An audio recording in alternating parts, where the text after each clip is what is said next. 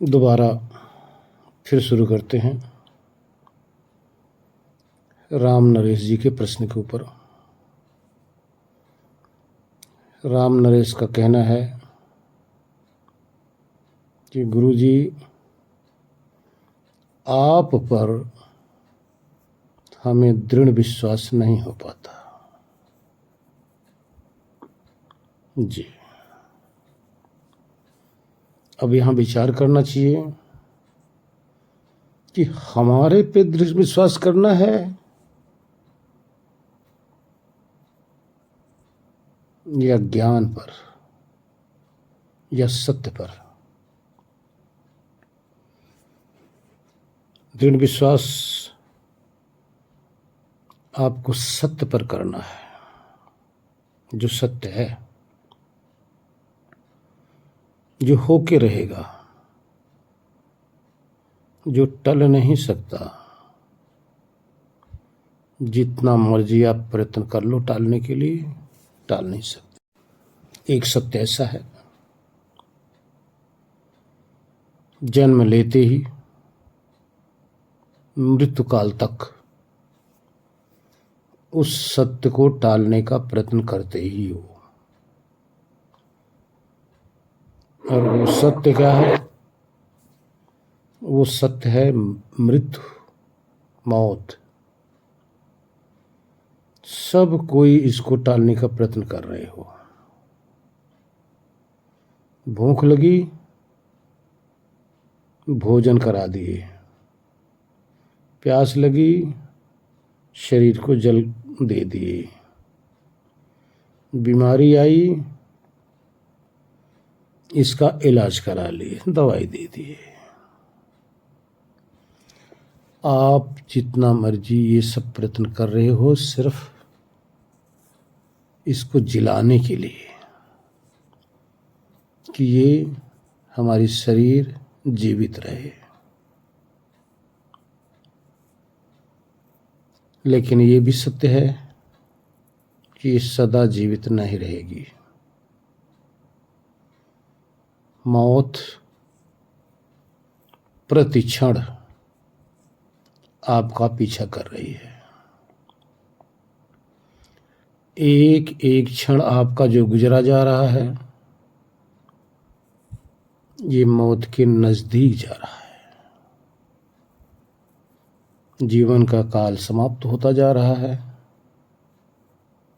मृत्यु के नजदीक आप पहुंचते जा रहे हो। इसी सत्य को झुठलाने के लिए आप सारे प्रयत्न कर रहे हो। आप झुठला नहीं सकते। मौत आएगी, अवश्य आएगी। दुनिया के सारे और भी बातें झूठ हो सकती हैं, लेकिन आपकी मृत्यु आएगी, ये झूठ नहीं हो सकती। एक दिन अवश्य आएगी। एक दिन आपको इस सत्य का सामना करना पड़ेगा, इसका मुकाबला करना ही पड़ेगा।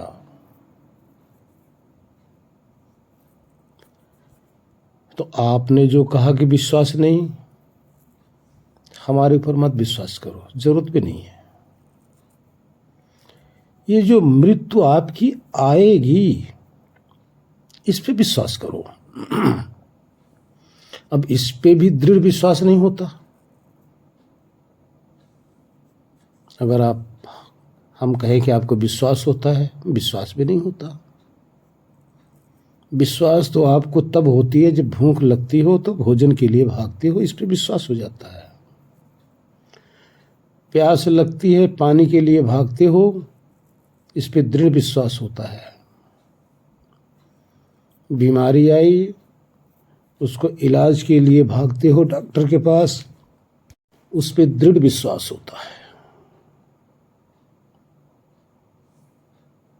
लेकिन मौत पर दृढ़ विश्वास नहीं होता।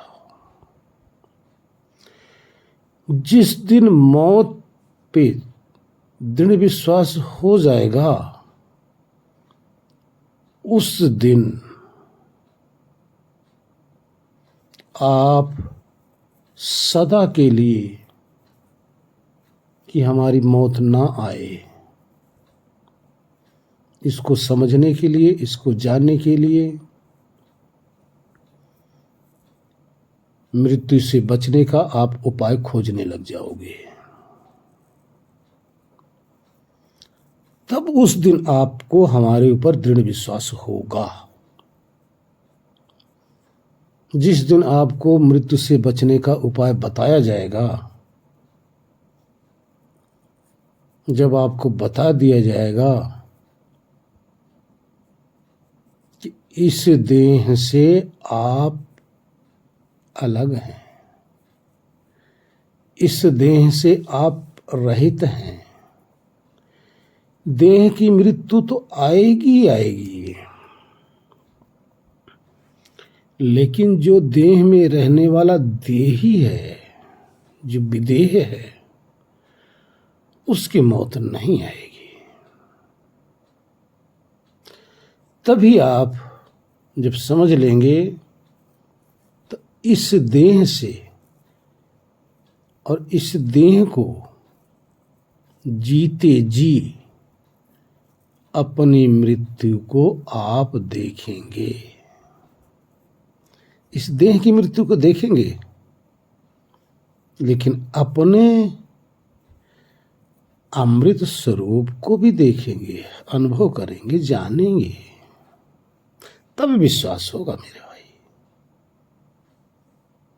उससे पहले विश्वास नहीं हो सकता। अभी भी आप शुद्ध रूप से विदेह हो, लेकिन आपकी कामना ने आपको इस देह से जोड़ा हुआ है। आपकी वासना ने इसका संग कराया हुआ है। जब आप अनुभव कर लेंगे, संसार की वासना से रहित होकर, संसार की कामना से रहित होकर, उस अमृत को जब तक नहीं चख पाएंगे, अमृत का अर्थ है जिसकी मौत नहीं होती, तब तक आपको विश्वास नहीं हो सकता। इसलिए जब तक हमारा विषयों में हम रमे हुए हैं, विषयों में हमारा मन रमा हुआ है, ये विषय भोग ही हमें सर्वोत्तम लग रहे हैं, इससे उत्तम कुछ है ही नहीं। इसी धोखे में सारे जगत के प्राणी गोते खा रहे हैं, और ऐसा मीठा धोखा है ये मीठा धोखा बहुत तगड़ा, बहुत जबरदस्त दगा देता है, और ऐसा दगा देता है एक समय पछताने का भी चांस नहीं देता। इसलिए होश रहते जो जग गया, समय रहते जो जग गया, मौत आने से पहले इस शरीर की मौत को जिसने देख लिया और अपने अमृत सत्ता को जिसने पहचान लिया, जो अमर वन में जाकर रमण करने लग गया, वो जीते जी मौज बनाने लगता है। तो एक ही बात कहता है, जा मरने से जग डरे मेरे मन आनंद, अरे मर कर ही तो पाइए पूर्ण परमानंद।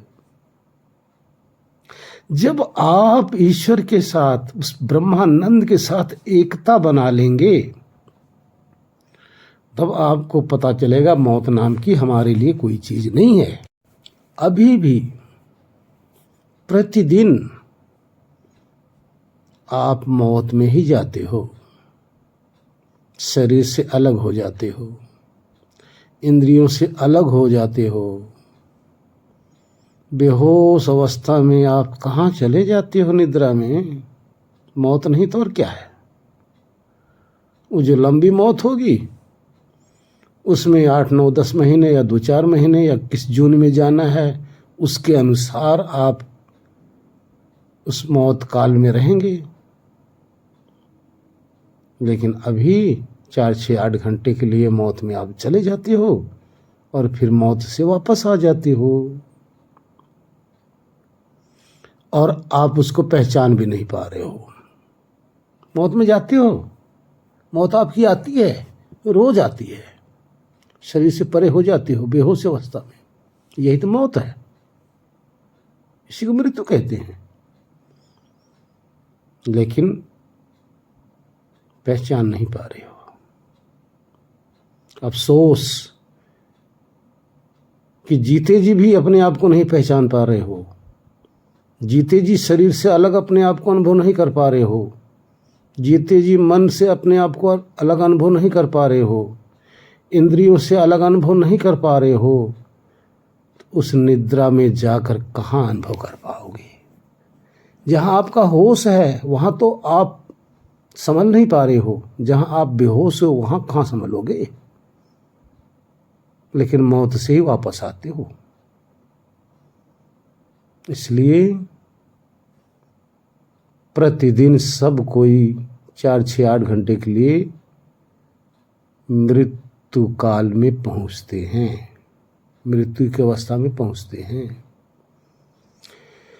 लेकिन योगी जन, संत जन, ऋषि मुनि जन जो भाग्यवान होते हैं वो मृत्यु में ना जाकर अमृत की तरफ चले जाते हैं।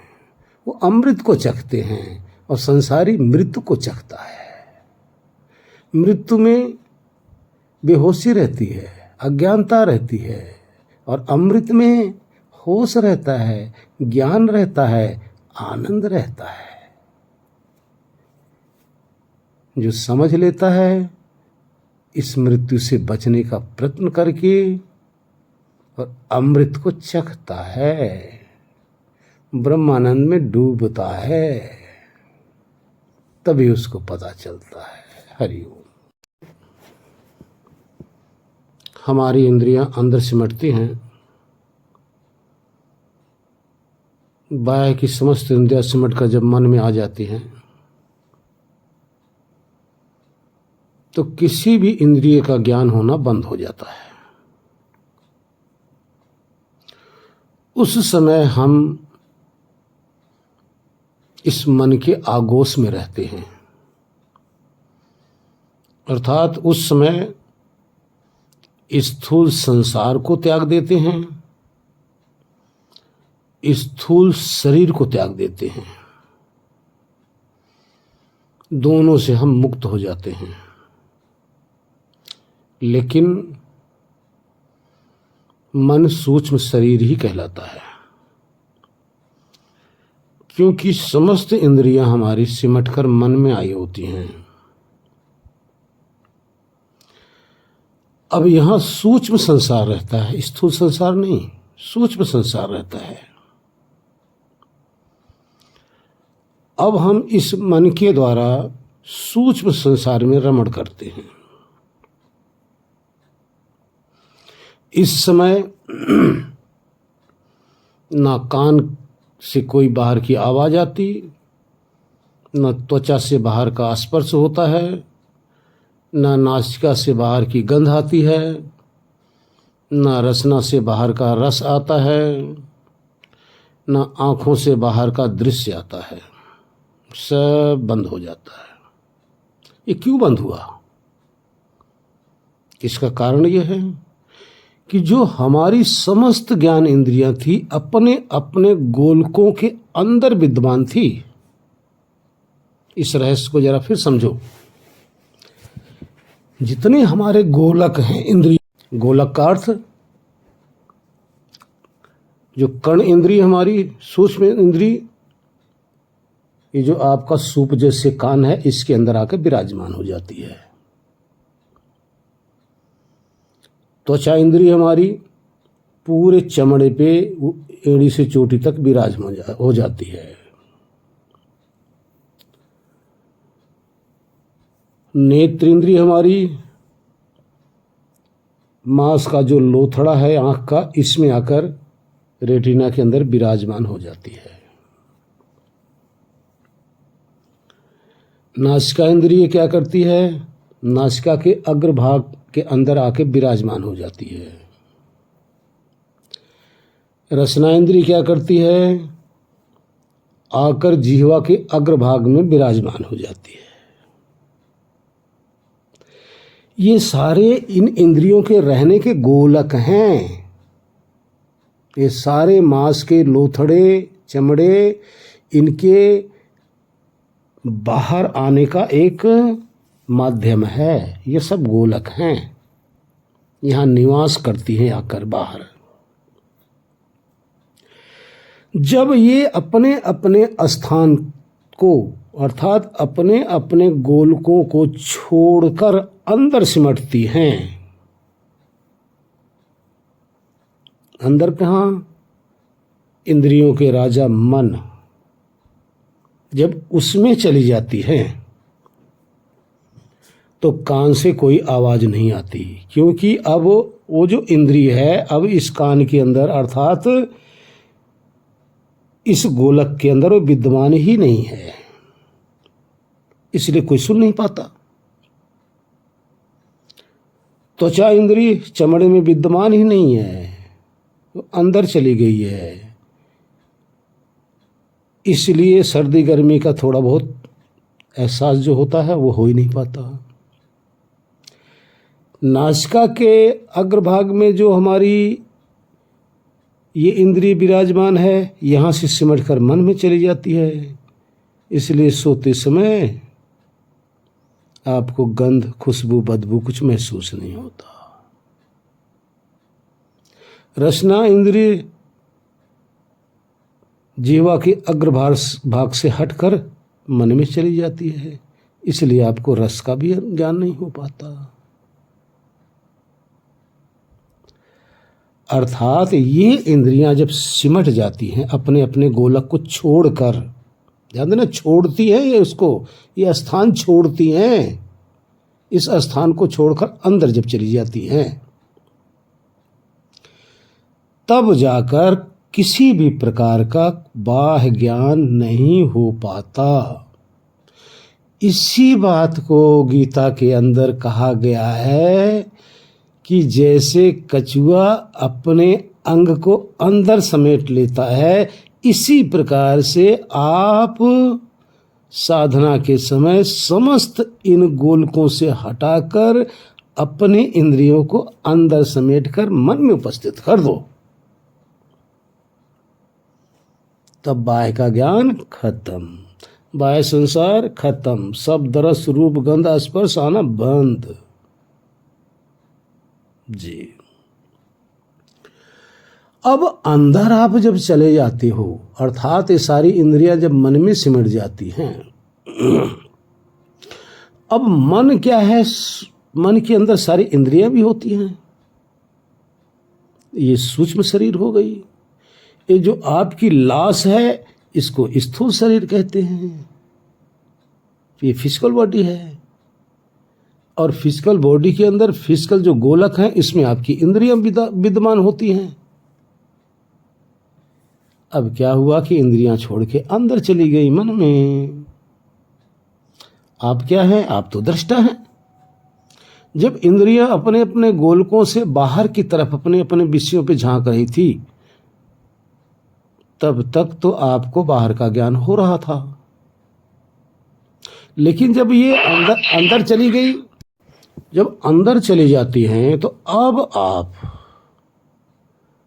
सूक्ष्म शरीर के अंदर चले गए। स्थूल शरीर से आपका संबंध, संपर्क सब कुछ कट गया। अब ये स्थूल शरीर की तो हो गई मौत आपके लिए, ध्यान रखो, आज का विषय है मौत, मृत्यु।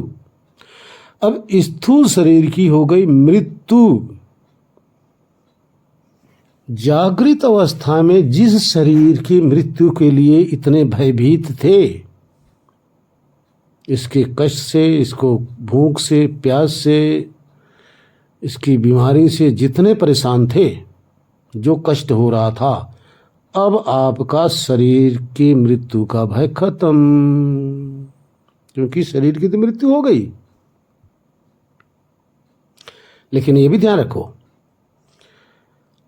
अब आपके द्वारा जितना भी ज्ञान या जितने भी कर्म थे सब समाप्त, लेकिन ईश्वर आपकी मृत्यु नहीं चाहते। इसलिए ईश्वर अपना कार्य चालू रखते हैं। प्राण की सारी क्रिया चालू रखते हैं ईश्वर, क्योंकि वो आपको अभी मृत्यु देना नहीं चाह रहे हैं, अर्थात इस शरीर से आपको निकालना नहीं चाह रहे हैं, क्योंकि आपके अभी कर्म संस्कार शेष हैं। लेकिन आप तो इसको त्याग दिए, अब आप अंदर चले गए सूक्ष्म लोक में, सूक्ष्म शरीर के अंदर। अब वहाँ क्या होता है, वो सूक्ष्म लोक के अंदर आपकी जन्म जन्मांतर की समस्त वासनाएं विद्यमान हैं, समस्त वासनाएं, समस्त क्रियाकलाप वहाँ विद्यमान है। अब वहाँ आप जाकर जो बाहर संतान, परिवार, समाज, यार, दोस्त, धन दौलत, सुख दुख, हानि लाभ, जीवन मरण, जो कुछ भी बाहर देखा है, अब वो जाकर अंदर आप देख रहे हो। अब अंदर भी आप उसी तरह से रो भी रहे हो, हंस भी रहे हो, गा भी रहे हो, नाच भी रहे हो, परेशान भी हो रहे हो, दुखी भी हो रहे हो, सबके साथ मौज भी मना रहे हो, लेकिन सूक्ष्म शरीर के अंदर और सूक्ष्म संसार के अंदर। ये दूसरा लोक है आपका। पहला तो मृत्यु लोक आपका समाप्त, अब दूसरा सूक्ष्म लोक में आप यहाँ चल रहे हो। अब यहाँ आप मौज मना रहे हो, सब कुछ कर रहे हो, दुखी भी हो रहे हो, सुखी भी हो रहे हो। जन्मता बच्चा भी यही करता है, जैसे आप स्वप्न में करते हो, जन्मता बच्चा भी यही करता है, सारे यही करते हैं। दुनिया के समस्त देहधारी जितने भी सब ने सब स्वप्न देखते हैं, कोई ऐसा नहीं कि स्वप्न नहीं देखता, सारे चेतन मात्र सब स्वप्न देखते हैं। स्वप्न का अर्थ अपने पूर्व जन्मों का या इस जन्मों का किया हुआ कर्म धर्म लेखा जोखा। अब यहाँ आप सूक्ष्म लोक में, आप सूक्ष्म शरीर में पहुंच गए हो और सूक्ष्म इंद्रियों के द्वारा इसका लाभ ले रहे हो। अब यहाँ आपके लिए ना तो स्थूल शरीर है, ना तो स्थूल संसार है, ना तो आपका स्थूल ये समाज है, ना स्थूल माता, ना पिता, ना स्थूल पति, ना पत्नी, सब सूक्ष्म है। अब यहां से शुरू होता है मौत से बचने की कहानी और मौत में जाने की कहानी शुरू हो जाती है। जिसने गुरु लोगों के पास, जो सतगुरु के पास जाकर इस विद्या को सीख लिया होता है, भली भांत ऐसे गुरुजन बहुत ही भाग्यवान से मिलते हैं, बहुत भाग्य से मिलते हैं। ऐसा कोई भाग्यवान प्राणी होता है जिसको ऐसे गुरु सतगुरु मिलते हैं, जो कि इस सत्य ज्ञान को बताकर तार देते हैं, मृत्यु लोक से भी और इस सूक्ष्म लोक से भी, अर्थात स्थूल लोक से भी, स्थूल शरीर से भी तार देते हैं और इस सूक्ष्म शरीर से भी तार देते हैं। दोनों से बचने का उपाय बता देते हैं। अब यहां जो सूक्ष्म शरीर और सूक्ष्म लोक आपका रह गया, अब यहां से आगे दो मार्ग है। एक परमानेंट मृत्यु की तरफ जाता है, गाढ़ अज्ञानता की तरफ जाता है, तमोगुण की तरफ जाता है। और एक मार्ग ऐसा है जो अमृत की तरफ जाता है। एक मार्ग ऐसा है जो आत्मा का जो सत्य स्वरूप है उसकी तरफ जाता है। ये मार्ग ऐसा है ईश्वर की तरफ जाता है। ऐसा मार्ग है जो ईश्वर का जो ब्रह्मानंद स्वरूप है उसमें विलीन कर देता है। एक मार्ग तो ये है, दूसरा मार्ग आपको बता दिया। घोर अंधकार में, घोर अज्ञान में जाकर आप वहां डूब जाते हो। अब ये दो मार्ग प्राणी के सामने सबके पास होते हैं, लेकिन ध्यान है सारे संसारी उसी पहले वाले मार्ग पर बहते चले जा रहे हैं, अर्थात घोर अज्ञानमय मार्ग पर जाकर वहीं खर्राटे मारते हैं। लेकिन कोई संतजन, साधुजन, कोई ऋषि मुनि, कोई महात्मा जन गुरु की आज्ञा से, गुरु के प्रसाद से, गुरु की कृपा से, गुरु के ज्ञान से, गुरु के बताए हुए मंत्रों के द्वारा, गुरु के बताए हुए मार्ग के द्वारा उस घोर अंधकार में निद्रा की तरफ जाने की बजाय इस अमृत की तरफ चल देते हैं, जहां अपने शुद्ध स्वरूप में चेतना ठहर जाती है, जहां न सूक्ष्म शरीर है, न सूक्ष्म इंद्रिय है, न स्थूल शरीर है, न स्थूल इंद्रिय है, न स्थूल संसार है, न किसी प्रकार की कोई वासना ही है, जहां सत्य सत्य ही सत्य है। अब वहां जाकर ऐसे प्राणी बहुत बिरले होते, बहुत बिरले, धरती पर बहुत ही भाग्यवान, जिसका बहुत ही भाग्य उदय होता है, वही ऐसे सतगुरु के पास जाकर ये ज्ञान अर्जन करता है। और सद्गुरु की कृपा होती है तभी उसको ये ज्ञान मिल भी पाता है। और ईश्वर की असीम कृपा के द्वारा ये दोनों का मेल होता है। ध्यान रखना, ईश्वर की असीम कृपा जब होती है उस जीव पर, तब जाकर ऐसे गुरु से वो ईश्वर मेल कराता है। तभी जाकर उसके सारे पाप कर्म कट के और वो जाकर अमृत स्वरूप में ठहर कर इस मृत्यु से बच जाता है। ध्यान रखो, स्थूल देह की भी मृत्यु होती है और सूक्ष्म देह की भी मृत्यु होती है।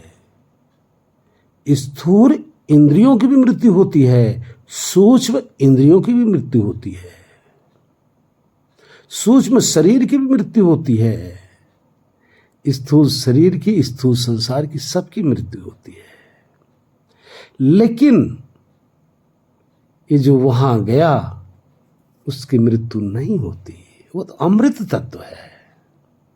अमृत तत्व जाकर उस ब्रह्मांड के स्वामी, जो ब्रह्मांड के एक एक कण के अंदर ओत प्रोत है, अपने शुद्ध स्वरूप से उसमें समाहित हो जाता है।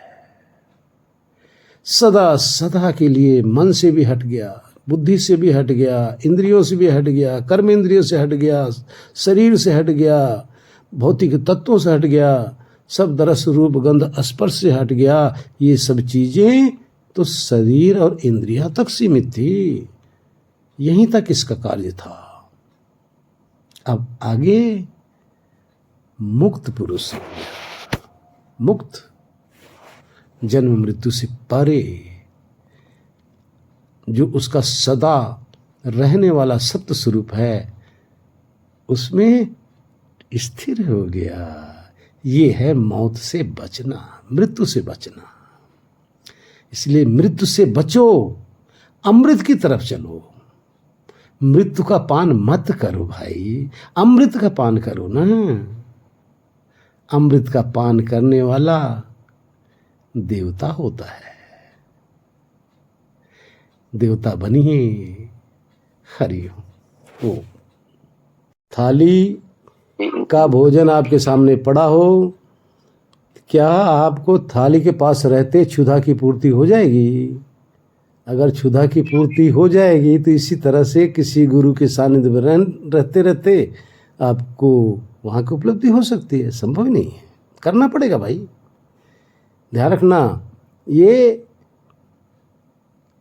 अपने आप का खेल है। इसमें किसी का कोई, आपको सिर्फ रास्ता बता सकते हैं, लेकिन अंदर जाना स्वयं पड़ेगा।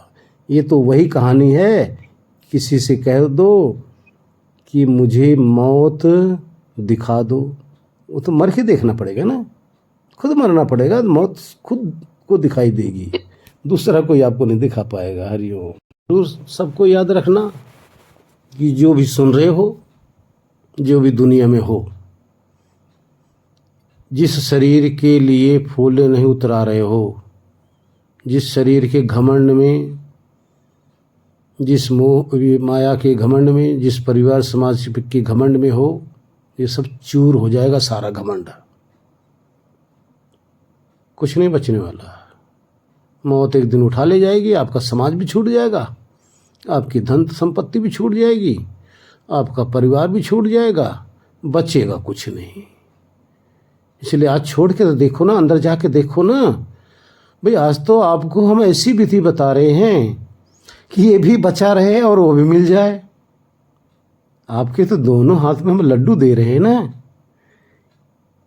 कि घंटा 2 घंटा आप जाइए समाधि में, वो भी मज़ा लूटो, और फिर वापस आकर इसका भी मज़ा लूटो। लेकिन अंत समय में एक समय आएगा कि इसका मज़ा नहीं लूट पाओगे। आपको तो हम ऐसी विधि बता रहे हैं कि दोनों मौज कर लो। आज दोनों का चांस, दोनों हाथ में लड्डू आपको दे रहे हैं। खा सकते तो खा लो, नहीं तो एक हाथ की फेंक दो हमारे वाला लड्डू। घोर अंधकार में जीवन का लड्डू, मौत का लड्डू तो आपके पास धारा का धारा ही है, वो तो मिलना ही मिलना है भाई। हमारा लड्डू थोड़ा सा कड़ुआ है, पहले कड़ुआ है, लेकिन बाद में बहुत प्रिय लगेगा। और जो संसार का लड्डू खा रहे हो, राग द्वेष मोह का, वो पहले आपको बहुत मीठा लग रहा है, लेकिन ऐसे नरक में पटक पटक के मारेगा आपको ना। कीड़े मकोड़े, छिपकली, कुत्ता, बिल्ली, क्या क्या नहीं बनोगे। आपको चांस नहीं मिलेगा पछताने का भी। ऐसे नरक में जाओगे ना, 84 भोग के फिर यहाँ आपको मौका मिलेगा। 84 लाख जोनियाँ जरूर कही गई हैं, लेकिन ध्यान रखना, एक ही जोनियों में लाखों लाखों बार जाना पड़ेगा। इसलिए असंभव सा हो जाएगा कि ये आपको जो आज चांस मिला हुआ है, आज जो आपको व्यवस्था मिली पड़ी है, ये आपको दोबारा मिले, असंभव है, बहुत मुश्किल है। आज आप मोह माया से हटकर, निद्रा से हटकर ये नहीं कर सकते हो, लेकिन नरक में जाके वहां गोता खाने के लिए तैयार हो। जन्मते मरते रहोगे, ऐसे नरक भोगोगे, शरीर में कीड़े पड़ेंगे, ऐसे ऐसे जोनियां मिलेंगी, ऐसे ऐसे जोनियां में जाओगे जहां आपकी शरीर को खा लिया जाएगा, भक्षण कर लिया जाएगा, तब आपको चांस नहीं मिलेगा। आज आप थोड़ा सा बलिदान नहीं दे पा रहे हो, आलस्य के कारण से, मोह के कारण से, राग के कारण से। आज थोड़ा सा कर लो, पार हो जाओगे। ये आपके ऊपर है, करो या ना करो, आप जानो, आपका काम जाने, बताना मेरा फर्ज है।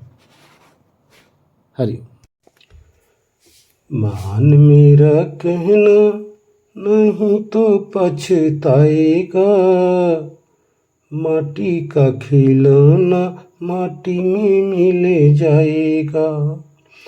मान मेरा कहना नहीं तो पछताएगा, माटी का खिलौना माटी में मिल जाएगा। सुंदर रूप देख कर फूला, धन जवानी के मद में फूला। सुंदर रूप देख कर भूला, धन जवानी के मद में फूला। एक दिन हंसा अकेला उड़ जाएगा, एक दिन हंसा अकेला उड़ जाएगा। माटी का खिलौना माटी में मिल जाएगा। मान मेरा कहना नहीं तो पछताएगा, माटी का खिलौना माटी में मिल जाएगा।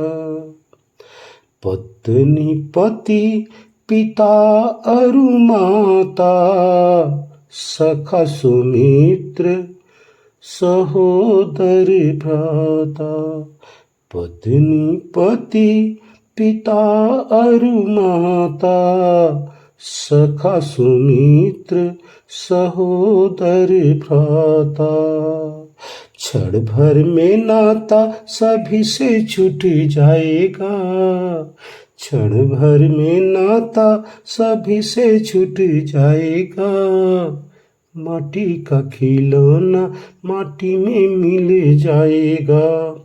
हे मान मेरा कहना नहीं तो पछताएगा, माटी का खिलौना माटी में मिल जाएगा।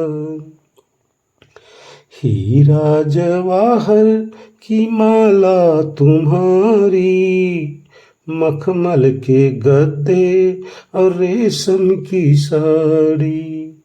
हीरा जवाहर की माला तुम्हारी, मखमल के गद्दे और रेशम की साड़ी। हैट सूट बूट सब यहीं रह जाएगा, हैट सूट बूट सब यहीं रह जाएगा। माटी का खिलौना माटी में मिल जाएगा।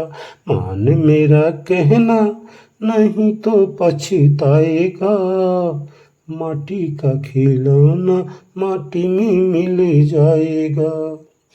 हीरा सा जन्म गंवाए दिया रोए रोए, हीरा सा जन्म गंवाए दिया सोए सोए के। फिर पछताते हो दीवाने रोए रोए के। हीरा सा जन्म गंवाए दिया सोए सोए के। फिर पछताते हो दीवाने रोए रोए के। ब्रह्मानंद ऐसा जन्म नहीं पाएगा, ब्रह्मानंद ऐसा जन्म नहीं पाएगा। माटी का खिलौना माटी में मिल जाएगा। मान मेरा कहना, मान मेरा कहना नहीं तो पछताएगा, माटी का खिलौना माटी में मिल जाएगा। माटी का खिलौना माटी में मिल जाएगा। ओ शांति शांति शांति। ओ